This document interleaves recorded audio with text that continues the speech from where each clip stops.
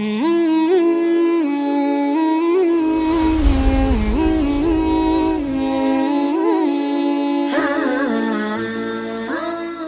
باللہ من الشیطان الرجیم بسم اللہ الرحمن الرحیم وبہ نستعین وہو خیر معین وصلی اللہ علی محمد وآلہ الطاہرین۔ بسم اللہ الرحمن الرحیم۔ ناظرین کرام، السلام علیکم ورحمۃ اللہ وبرکاتہ۔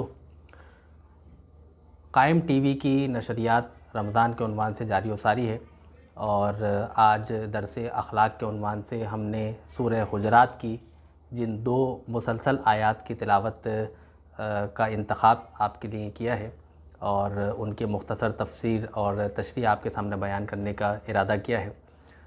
ان کے ضمن میں ہم آپ کی خدمت میں یہ بیان کریں گے کہ موجودہ دور میں، آج کل کے زمانے میں، اور چونکہ بالخصوص رمضان المبارک کا مہینہ جاری و ساری ہے، اور اس مہینے میں ہر طبقہ یہ کوشش کرتا ہے کہ ثواب کو گین کرنے کی کوشش کرے، اور اپنے عقائد کو مضبوط کرنے کی کوشش کرے، اپنے سوشل ایتھکس کو مضبوط کرنے کی، اسٹرانگ کرنے کی کوشش کرے۔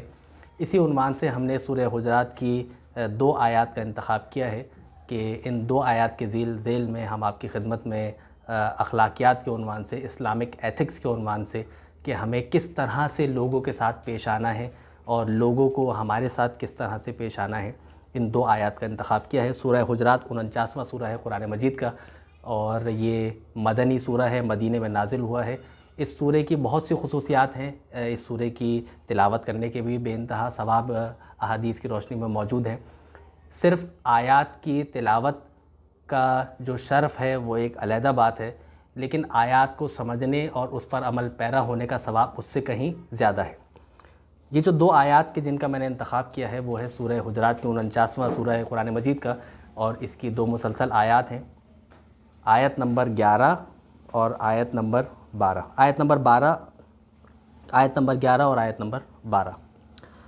خداوند متعال فرما رہا ہے کہ ان دو آیات کے اندر سب سے پہلے یہ بات اپنے ذہنوں میں محفوظ رکھیں کہ یہ جو دو آیتیں ہیں، ان میں جو خطاب کیا جا رہا ہے، یہ خطاب کیا جا رہا ہے یا ایھا الذین آمنو سے۔ یعنی کن سے خطاب کیا جا رہا ہے؟ نہ یہودیوں سے، نہ کفار سے، نہ مشرکین سے، نہ بدھسٹ سے، کسی سے خطاب نہیں کیا جا رہا۔ خطاب کیا جا رہا ہے مؤمنین سے، مسلمانوں سے خطاب کیا جا رہا ہے۔ اور خداوند متعال فرما رہا ہے یا ایھا الذین آمنوا لا یسخر قوم من قوم عسیٰ ان یکونوا خیرا منہم ولا نساء من نساء عسیٰ ان یکن خیرا منہن ولا تلمزوا انفسکم ولا تنابزوا بل بالالقاب بئس الاسم الفسوق بعد الایمان ومن لم یتب فاولئک هم الظالمون۔ اس کے بعد خداوند متعال اسی سورہ کی 12ویں آیت میں فرما رہا ہے کہ یا ایھا الذین آمنوا اجتنبوا کثیرا من الظن ان بعض الظن اسم ولا تجسسوا ولا یغتب بعضکم بعضا ایحب احدکم ان یأکل لحم اخیہ میتا فکرہتموہ واتقوا اللہ ان اللہ تواب الرحیم۔ ان دو آیات میں خداوند متعال نے 6 احکامات مومنین کی خدمت میں بیان کیے ہیں۔ ان 6 احکامات کو ہم آہستہ آہستہ آپ کی خدمت میں بیان کرتے ہیں اور مختصراً ان پہ روشنی ڈالتے ہیں۔ سب سے پہلا پیغام تو یہی کہ یہ دو آیات مؤمنین سے خطاب فرما رہی ہیں۔ ان دو آیات کا مطمع نظر اور مقصد اور موٹو کئی موٹوز میں سے ایک مقصد یہ ہے کہ یہ آیات مومنین کی خدمت میں بیان کی جا رہی ہیں اور مومنین کے لیے نازل ہوئی ہیں۔ پہلا جو حکم بیان کیا جا رہا ہے وہ ہے لا یسخر قوم من قوم، یعنی ایک قوم کسی دوسرے قوم کا مسخرہ نہ اڑائے، ایک قوم دوسرے قوم کا مذاق نہ بنائے۔ اچھا، قوم میں 2 صنف موجود ہوتی ہیں، ایک مرد اور ایک عورت، تو یہ تو مردوں سے خطاب ہو گیا، اور خواتین سے خطاب، تو خواتین کے لیے بھی یہاں پہ تذکرہ علیحدہ سے کیا ہے۔ خدا فرما رہے ہیں وَلَا نِسَاءٌ مِّن نِسَاءٍ، اور نہ ہی عورتیں دوسری عورتوں کا مسخرہ پن کریں، نہ ان کا مذاق اڑائیں۔ مردوں اور عورتوں دونوں کے لیے علیحدہ حکم ہے۔ اور پھر فرما رہا ہے کہ عسیٰ ان یکونوا خیرا منہم، آپ جس کا مذاق اڑا رہے ہیں ہو سکتا ہے کہ وہ آپ سے بہتر ہوں۔ اسی طرح خواتین کے بارے میں فرما رہا ہے کہ عسیٰ ان یکن خیرا منہن، اگر خواتین دوسری خواتین کا مذاق اڑا رہی ہیں تو ہو سکتا ہے کہ وہ آپ سے بہتر ہوں، تو مذاق اڑانے کی ضرورت ہی نہیں ہے۔ تو پہلا پیغام کیا خداوند متعال دے رہا ہے کہ مذاق نہ اڑایا جائے. دیکھیے اسلام میں مزاح ہے, رسول اللہ اور مولا کائنات کی کئی روایات ہمارے پاس موجود ہیں, مزاح النبی کے عنوان سے کئی روایات موجود ہیں. مذاق کرنا یہ علیحدہ بات ہے, اور مذاق اڑانا اس کی خداوند متعال نے اس آیت کے اندر ممانعت فرمائی ہے. دیکھیے اس آیت کا شان نزول, ہر آیت کا شان نزول الگ الگ ہے, لیکن میں مختصراً آپ کی خدمت میں پیش کر دیتا ہوں کہ رسول اللہ کی ایک زوجہ ہیں جناب سلمہ. یہ امہات المومنین میں سے وہ زوجہ ہیں کہ جو سب سے آخر میں امہات المومنین میں وفات پائیں, اور واقعہ کربلا کے زمانے میں بھی یہ موجود تھیں, اس کے بعد بھی آپ موجود تھیں, اس کے بعد آپ کی وفات ہوئی. جناب سلمہ ایک بیکورڈ قبیلے سے تعلق رکھتی تھی, ان کا قد بھی چھوٹا تھا اور ان کا لباس بھی پرانے انداز کا موجود تھا. جب جناب سلمہ ایک موقع پر دیگر ازواج مطہرات کے پاس آئیں اور ان کے سامنے آگے بیٹھیں, تو ایک زوجہ نے ان کی طرف اشارہ کر کے کہا کہ آپ ایک پرانے قبیلے سے اور بیکورڈ قبیلے سے تعلق رکھتی ہیں اور آپ کا لباس بھی ایسا ہے. تو بعض مفسرین کہتے ہیں کہ یہ اس موقع پر یہ آیت نازل ہوئی کہ عسیٰ ان یکن خیرا منہن, عورتیں دوسری عورتوں کا مذاق نہ اڑائیں, ہو سکتا ہے کہ وہ آپ سے بہتر ہوں. اس موقع پہ یہ آیت نازل ہوئی. اس کے بعد فرمایا ولا تلمزوا انفسکم, اور ایک دوسرے کو, اب میں یہ ترجمہ جو لکھا ہوا ہے وہی آپ کے سامنے پیش کر دیتا ہوں.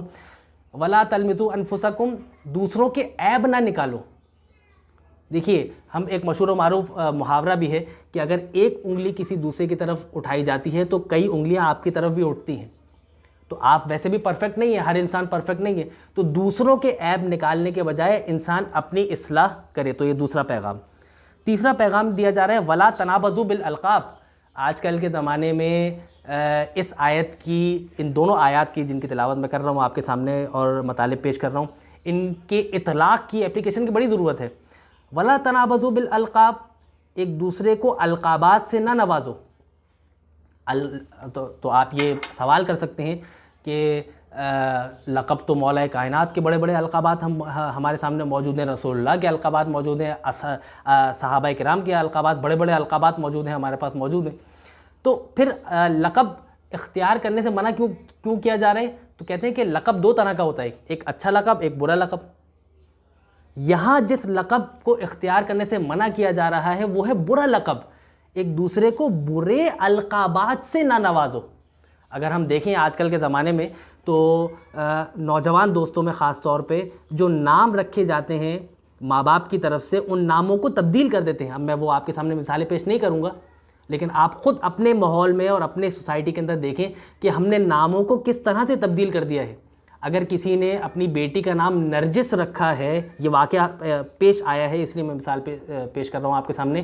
اگر کسی نے امام زمانہ کی والدہ کے نام پر اپنی بیٹی کا نام رکھا ہے نرجس, تو اس نام کو بدل کے ایک نامناسب نام رکھ لیا ہے جو میں یہاں آپ کے سامنے پیش بھی نہیں کر سکتا. تو اس طرح کے القابات سے خداوند متعال اس آیت میں منع کر رہا ہے. بئس الاسم الفسوق بعد الایمان ومن لم یتب فاولئک هم الظالمون. اور دوسری آیت میں فرما رہا ہے 12ویں آیت میں کہ یہ 3 احکامات اس آیت میں بیان کر دیے. پہلا حکم ہے کہ ایک دوسرے کا مذاق نہ اڑایا جائے, دوسرا حکم ہے کہ لوگوں کے عیب جوئی نہ کی جائے, اور تیسرا حکم ہے کہ ایک دوسرے کو برے القابات سے نہ نوازا جائے. اب اگلے 3 احکامات اس 12ویں آیت میں سورہ حجرات میں بیان فرما رہا ہے خداوند متعال کہ یا ایھا الذین آمنوا. پھر وہی بات کہ خطاب کیا جا رہا ہے مومنین سے, مجھ سے اور آپ سے خطاب کیا جا رہا ہے. فرما رہا ہے اجتنبوا کثیرا من الظن ان بعض الظن اسم. بعض گمان گناہ ہے. اجتنبوا کثیرا من الظن, گمان سے بچو. گمان کی 2 قسمیں ہیں, اسے کہتے ہیں عربی میں ظن. ظن کی 2 قسمیں ہیں, سوء ظن اور حسن ظن. اچھا گمان رکھنا اور برا گمان رکھنا. اچھا گمان تو رکھنا ہی چاہیے, اس کے بارے میں تو کوئی 2 رائے ہے ہی نہیں. برا گمان رکھنا, سوء ظن کرنا, خداوند متعال نے اس آیت میں بیان کیا ہے کہ اجتنبوا کثیرا من الظن ان بعض الظن اسم. یعنی اگر 100% ظن ہے جس میں سے 50% حسن ظن ہے, تو اس 50% کو کہ جو کہ سوء ظن ہے اس سے خداوند متعال منع کر رہا ہے. یہاں پہ ہم واقعات کی روشنی میں بھی دیکھ سکتے ہیں, اور ہمارے پاس کئی اس طرح کے واقعات بھی موجود ہیں. مولانا مودودی کی تفسیر ہے تفہیم القرآن, انہوں نے اسی آیت کے ذیل میں، یعنی ظن نہ کرو، گمان نہ کرو، اس آیت کے ذیل میں اپنی 5ویں جلد میں تفہیم القرآن میں مولانا مودودی نے لکھا ہے کہ حضرت عمر نے دیکھا کہ ایک گھر میں سے موسیقی کی آواز آ رہی ہے اور اس گھر میں ایک خاتون بھی بیٹھی ہے اور اس کے سامنے ایک شخص بھی بیٹھا ہے. تو حضرت عمر اس گھر میں داخل ہوئے اور داخل ہونے کے بعد اس شخص اور سامنے ٹیبل پر ایک مشروب بھی رکھا ہے. تو حضرت عمر نے اس شخص سے کہا کہ افسوس کی بات ہے کہ تم ایک نامحرم عورت کے سامنے بیٹھے ہو اور تمہارے سامنے شراب بھی رکھی ہوئی ہے. تو اس شخص نے کہا کہ آپ سوء ظن نہ کریں، کیونکہ یہ جو خاتون میرے سامنے لیٹی ہوئی ہے میری زوجہ ہے، میری بیوی ہے، اور یہ جو سامنے مشروب رکھا ہوا ہے یہ شراب نہیں ہے، یہ شربت ہے، یہ اس کی دوا ہے کہ جو میں اسے پلا کے یہاں بیٹھا ہوں. تو سوء ظن، برا گمان کرنے سے منع کیا گیا ہے. مثال کے طور پر اگر آپ کی دیکھ رہے ہیں کہ کوئی شخص ایک مشروب پی رہا ہے، بلیک رنگ کا مشروب پی رہا ہے یا لال رنگ کا مشروب پی رہا ہے، تو آپ فوراً ہی اس شخص کو دیکھنے کے بعد یہ فتویٰ نہ لگا دیں کہ یہ شراب پی رہا ہے، بلکہ آپ کے لیے یہ لازم ہے کہ آپ اس شخص کے بارے میں حسن ظن رکھیں کہ ہو سکتا ہے کہ وہ کوئی حلال شربت پی رہا ہو، حلال شربت پی رہا ہو. تو اس بات پہ توجہ کرنے کی ضرورت ہے کہ لوگوں پر حسن ظن رکھیں. آگے بڑھتے ہیں. ان بعض الظن اسم ولا تجسسوا، ایک دوسرے کی ٹوہ میں نہ لگو کہ کون کیا کر رہا ہے، ایک دوسرے کی کے پیچھے جا کے نہ چیک کرو. اچھا، اگر ٹوہ میں نہ لگا جائے تو پھر تو جو انٹیلیجنس ایجنسیز ہوتی ہیں، پولیس رینجرز جو کام کرتی ہے، تو کیا وہ صحیح ہے یا وہ غلط ہے؟ جی نہیں، وہ بالکل صحیح کام ہے. اگر کوئی شخص کسی کے پیچھے ٹوہ میں لگا ہے اور اس کا کام ہی یہی ہے تو پھر تو جائز ہے. اور اگر ہم کسی کی ٹوہ میں نہ لگے تو پھر چور کو ہم کیسے پکڑ سکیں گے؟ ہم اس کے پیچھے پیچھے تعاقب کرتے ہوئے جائیں گے اور پھر اس کو جا کے ہم دھریں گے. یہیں پر یہ جملہ بھی میں ناظرین کی خدمت میں پیش کرنا چاہتا ہوں. کیا باپ اپنے بیٹے کا موبائل فون چیک کر سکتا ہے بیٹے کی پرمیشن کے بغیر؟ دیکھیں یہ بڑا ایک ٹیکنیکل مسئلہ ہے. ولا تجسسوا یعنی ایک دوسرے کی ٹوہ میں نہ لگو.